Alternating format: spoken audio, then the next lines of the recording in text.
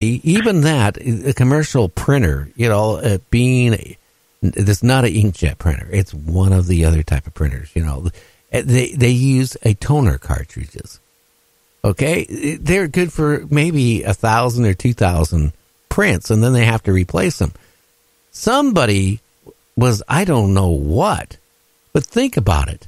Somebody had to replace the ink cartridges, or the toner cartridges, quite a few times to print out 55,000 demand letters. And you know what?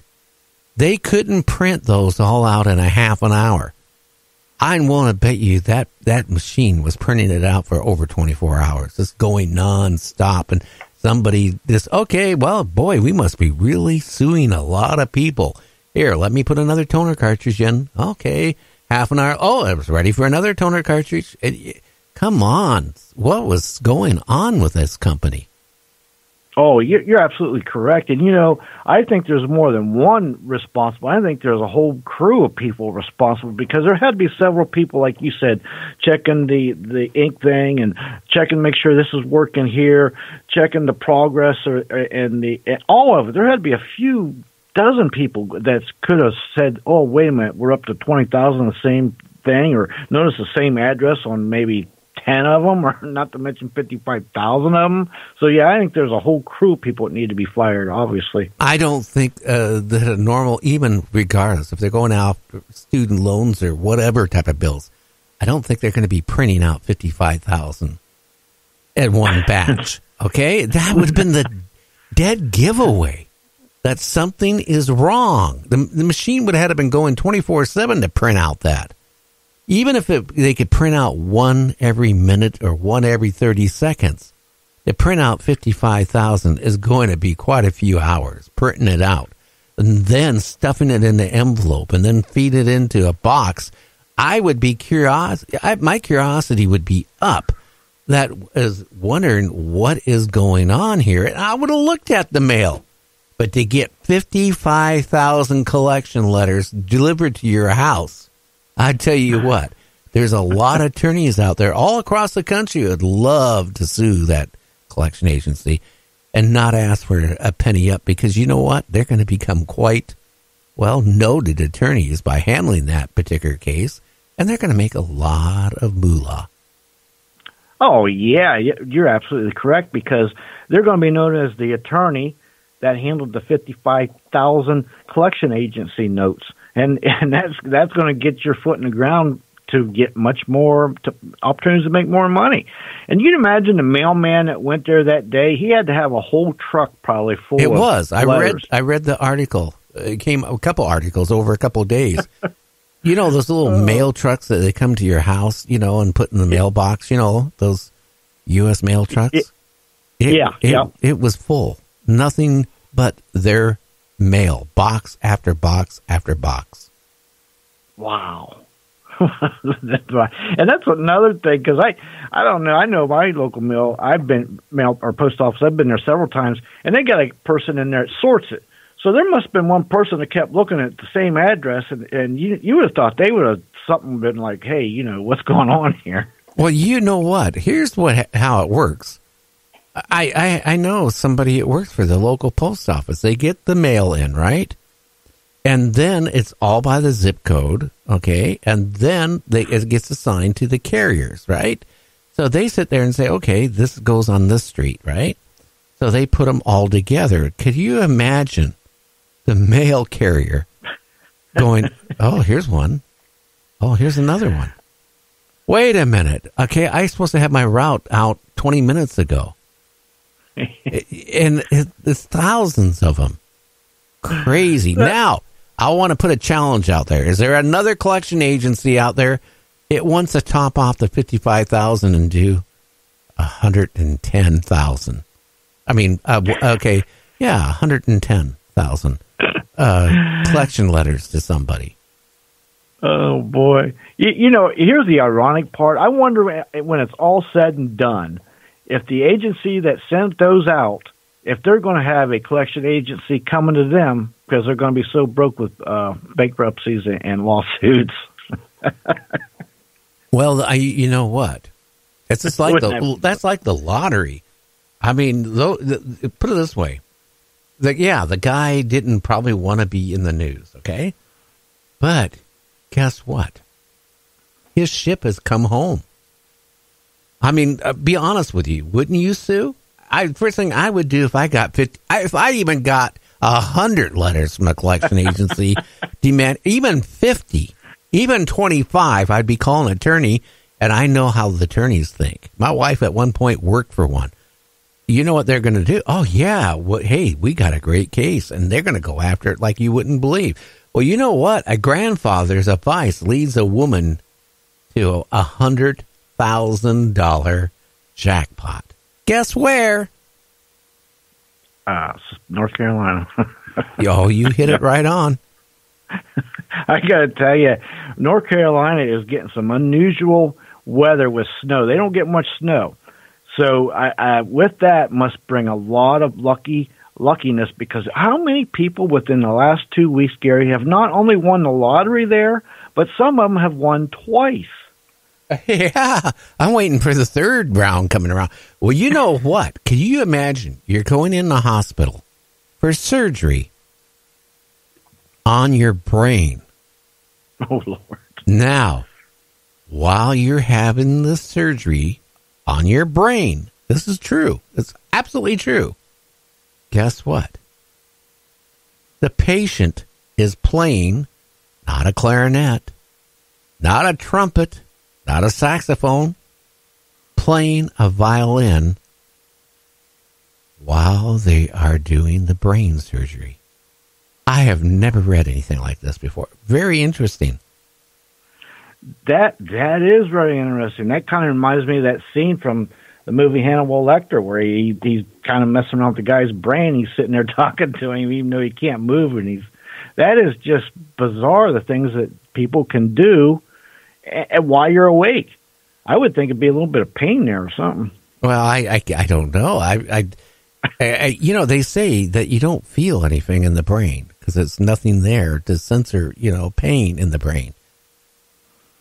So, I watched this one movie years ago. I'm trying to think what it was called, but this guy was kind of crazy, and he would sit there towards the end of it, and he opened up a guy's skull, right, and took part of the guy's brain, which controlled his motor functions, and fried it and let the guy eat his own part of his brain. But the thing is, there is no feeling. You have no sensors in your brain to feel pain.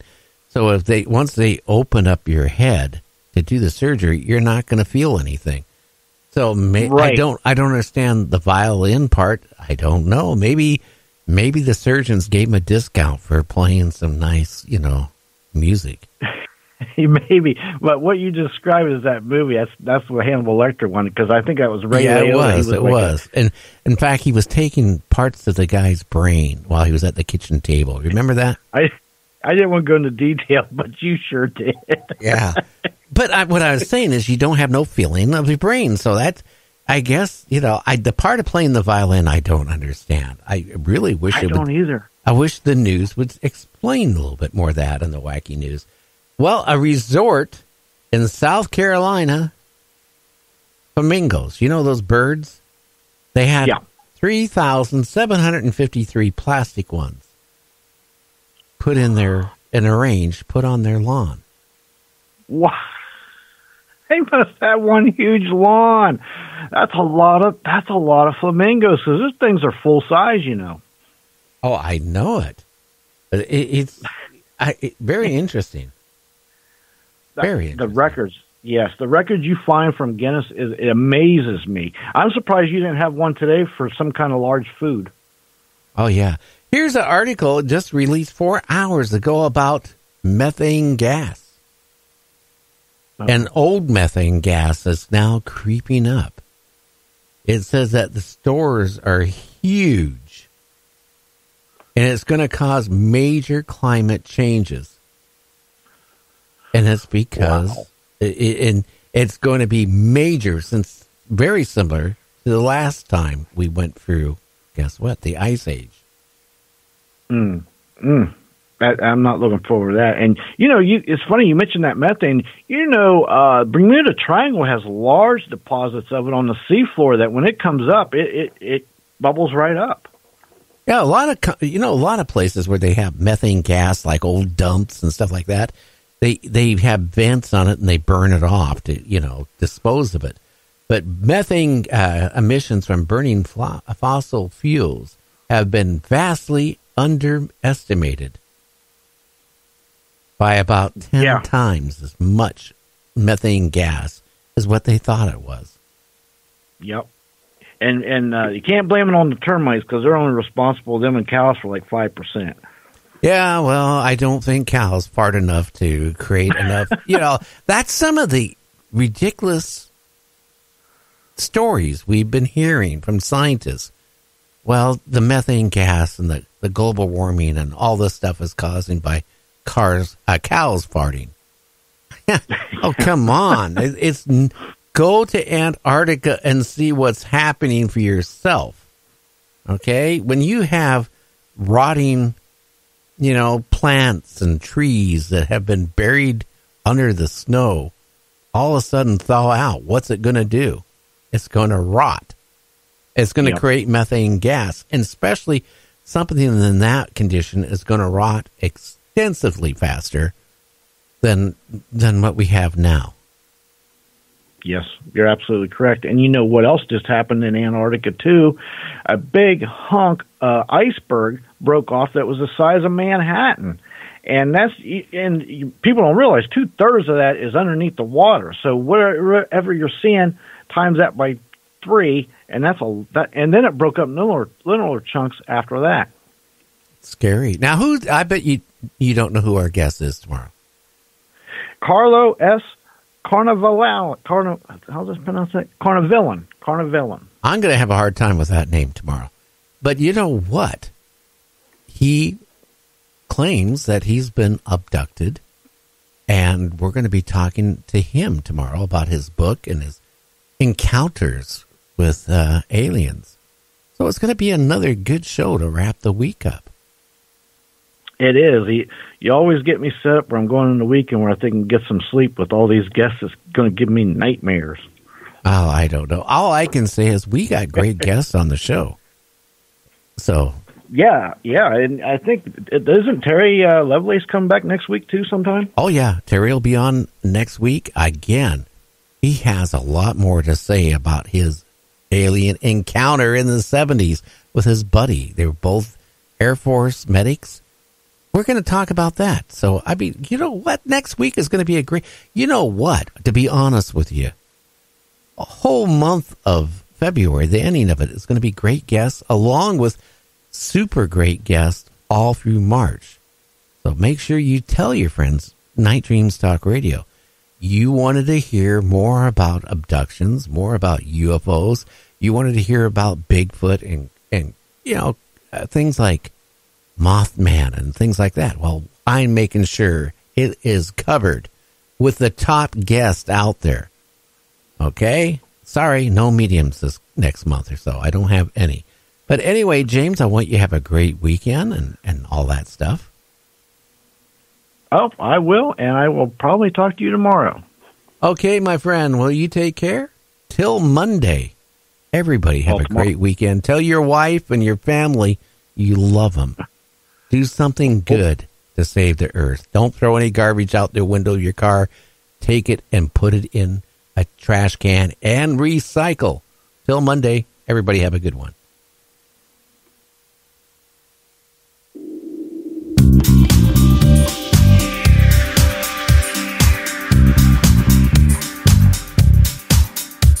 You thirst for some significance of the both dimensional kind. You enter a realm of spirit, of sight and sound and mind. Your radio is a cosmic doorway and your psyche begins to spark. When you tune in to Gary and the Sun and Night Dreams After Dark.